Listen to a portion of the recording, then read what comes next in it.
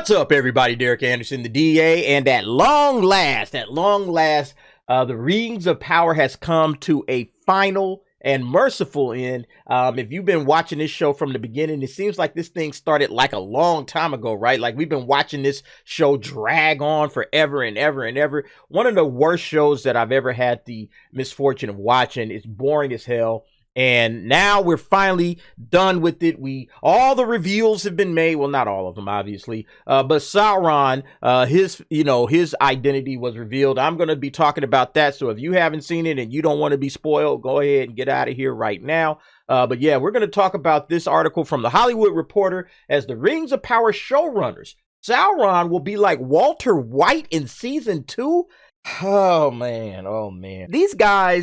These guys are hilarious, man. Just the choices, the storytelling choices that have been made in this particular series is just absolutely unreal. But before we get to this, I got to show you guys this. This popped up on the Rings of Power Reddit. And it's saying here, this is on We Got This cover, Rings of Power fans call out the absurdity of a popular theory, right? The popular theory being, who is Sauron? So already we know that Sauron is Halbrand and Halbrand is Sauron. Finkel is Einhorn. Einhorn is a man. We know that now, right? And it's going into, this is before the show came out, it's going into, well, who are the theories and what's the popular theories and all this? This was the day before Rings of Power came out. And this guy is going through the whole absurdity of the Halbrand is Sauron theory. So let's go ahead and read through this because this is actually kind of funny.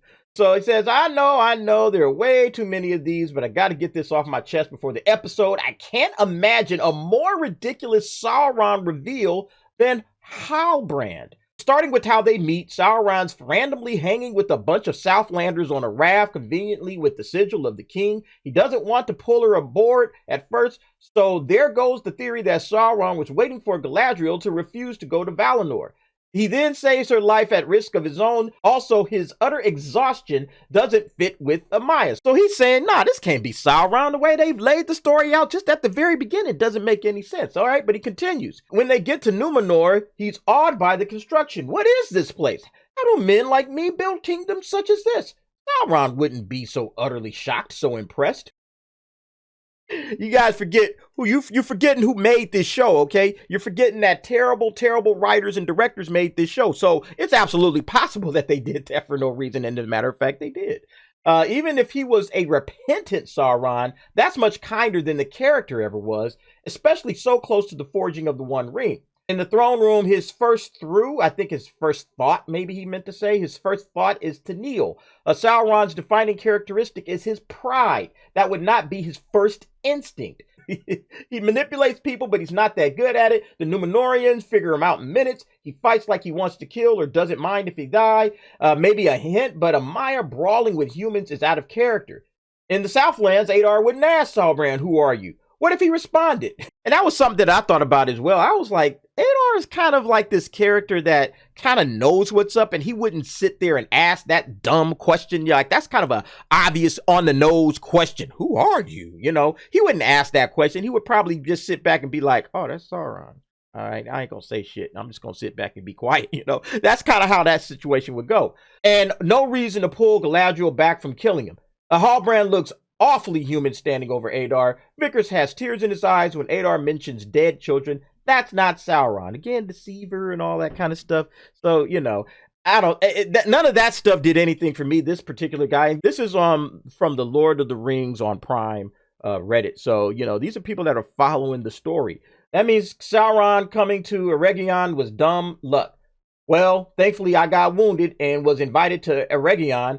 I guess I'll forge the rings now. Yeah, I mean, again, that right there is just like, yeah, like, this is stupid. Like, the way they set this entire thing up was dumb from the beginning. And you can understand why people would say, nah, that's not Sauron. Couldn't be Sauron. And yet, so let's go ahead and read through this article. The Lord of the Rings showrunners are interviewed about the finale of the big Sauron reveal, what it means for next season. There may be viewers who are like, this is the story we were hoping to get in season 1. In season 2, we're giving it to them.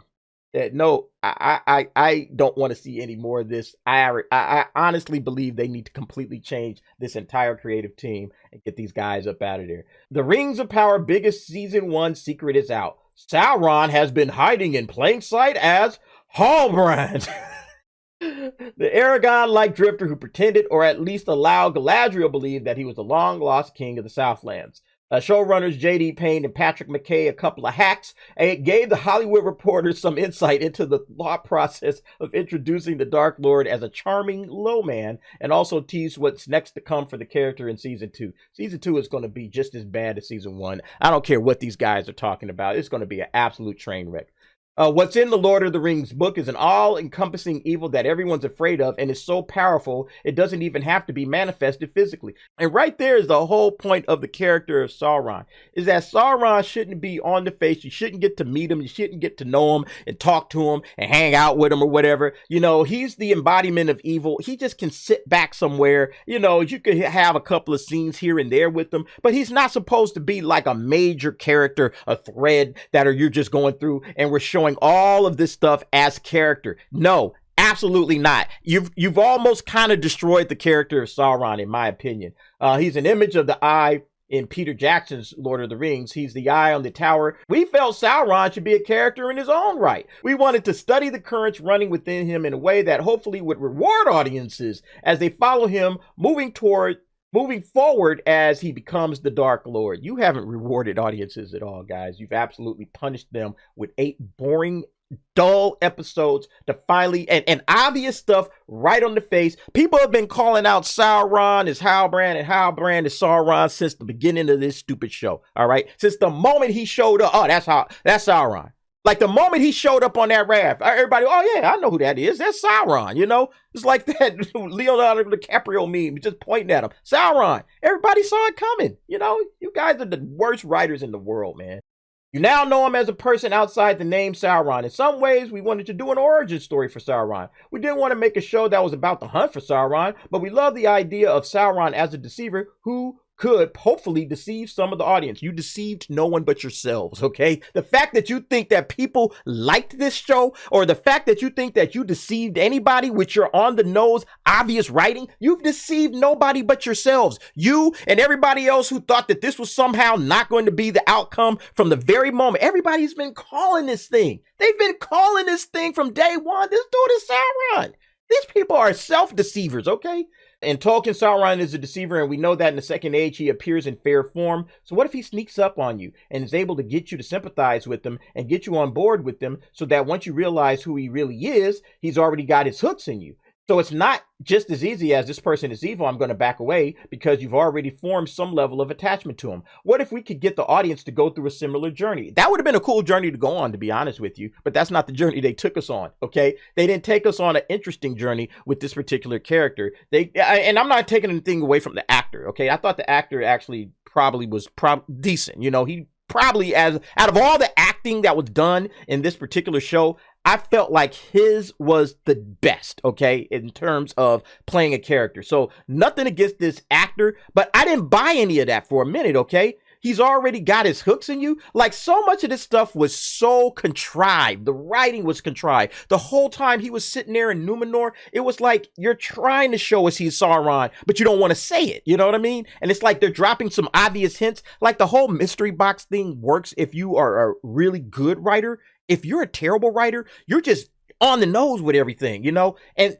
just like the guy said in the previous article from Reddit, it's like, it's so obvious that this guy is Sauron that he can't be Sauron. It would be too much on the nose, right? That's how the writing was directing this particular show. Yeah, no kidding here. Manny Lit Online had guessed Halbrand was Sauron along the way, like from the moment he shows up on screen. Which showrunners note that's fine with them. The goal wasn't to fool everybody with the twist that feels totally out of the blue. If you had a sneaky suspicion over the course of an entire season and then that suspicion is ultimately confirmed, that's emotional engagement. No, you see, the thing about it is if you have a suspicion, but the suspicion is laid out so, you know, it's like, I still don't really know, man. You know, I kind of got some hints, but I'm not really sure. Then that can be in a positive emotional engagement. There's the other half of it where it's like, this is so stupid and so obvious. And then for them just to come out and just do it this way, it's just terrible writing. Tragedy is one of the highest art forms. There's a reason people are still putting on Romeo and Juliet hundreds of years after it was written, even though you know what happens at the end. A surprise only rewards you one viewing. You know, the reason that people are still putting on Romeo and Juliet isn't because of the surprise, as he states, surprise only works once. What's important about Romeo and Juliet is that it is a well-told story. That's the reason why people are coming back 100 years later. It's not just because it's a tragedy, okay? These guys think that if you write a tragedy and you know, put some little sneaky hints and surprises in your tragedy, that, oh, it's going to be, you know, viewed at hundreds of years later. This thing won't be viewed 100 days later, okay? Nobody cares about this boring, dull crap. Look at him. Look at him. I hope after the last episode airs, viewers watch the whole season again. Good luck with that hope, okay? That's the only thing you can do is hope for that, which is now a different experience, McKay says. We hope that as we get into season 2, it makes people like season 1 even better because you're seeing it through a new prism. And so they're getting into season 2 here, and they're saying, yeah, the producers hint that Sauron will play a major role as he moves forward as an anti-hero in the model of some iconic TV characters. Season 1 opens with, who is Galadriel? Where did she come from? Why is she driven? We're doing the same thing with Sauron in season 2. We'll fill in all the missing pieces. As badly as they've been writing this show in the first season, I cannot imagine. I can't imagine Amazon giving these guys another crack at this. I really can't. I know that they're already started, okay, but they got a chance right now to course correct. They got a chance to course correct because look what they say next here. Sauron could just be Sauron, like Tony Soprano or Walter White. He's evil, but complexly evil. We felt like if we did that in season 1, he'd overshadow everything else. So the first season is like Batman Begins, and The Dark Knight is the next movie. They're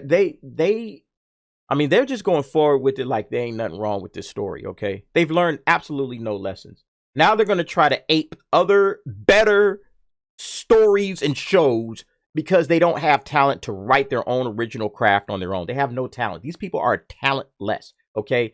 Everything that we saw in this first season, besides the fact that it was dull as dishwater, okay? Besides the fact that these characters are written horribly and the actors that have been playing them are subpar in terms of acting, okay? I don't know what you can find out of this first season that was redeemable to make Amazon say, oh yeah, let's go ahead and keep going with season 2. They did a great job. I would pull the plug on this. I would go and find Peter Jackson, wherever the hell he is, and I'll be like, look, the hell with what the Tolkien estate is saying. I don't care what the Tolkien estate has to say about this. We are about to come in here and get this thing right. We have spent way too much money making this, and these guys have completely dropped the ball. Oh my God. This is the story we were hoping to get in season 1, and season 2 we're giving it to them.